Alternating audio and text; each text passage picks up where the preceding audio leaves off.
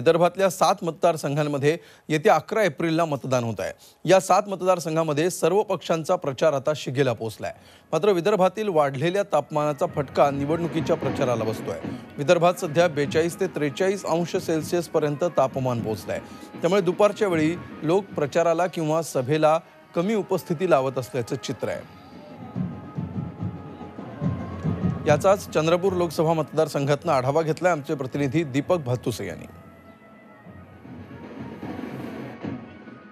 लोकसभा निवडणुकीच्या प्रचाराच्या विदर्भ दौऱ्यावर असताना उन्हाचा प्रचंड तडाखा जाणवतोय आणि याचा परिणाम उमेदवारांच्या प्रचारावरही होताना दिसतोय।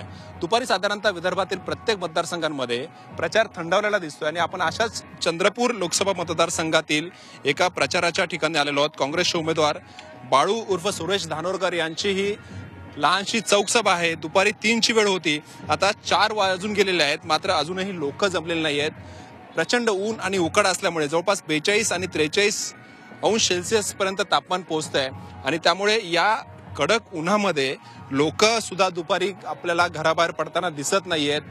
त्याचा परिणाम थेट प्रचारावर जाणवतोय। काँग्रेसची सभा असो, काँग्रेसचा प्रचार असो किंवा भाजपची सभा, भाजपचा प्रचार असो, प्रत्येक उमेदवाराला दुपारी प्रचार करताना स्वतः उमेदवारालाही उन्हाचा त्रास होतोय साहजिकच, मात्र लोकही उन्हामध्ये घराबाहेर पडताना दिसत नाहीयेत।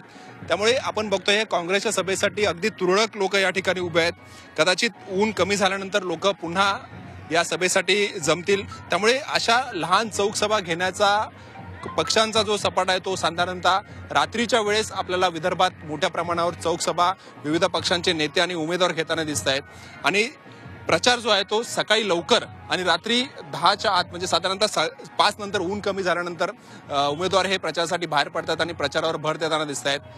यावर्षी निश्चितच लोकसभा निवडणुकीवर विदर्भातील उन्हाचा प्रभाव जो आहे तो आपल्याला दिसतोय। व्हिडिओ जर्नलिस्ट संदेश बैकरसह दीपक बातुसे, चंद्रपूर।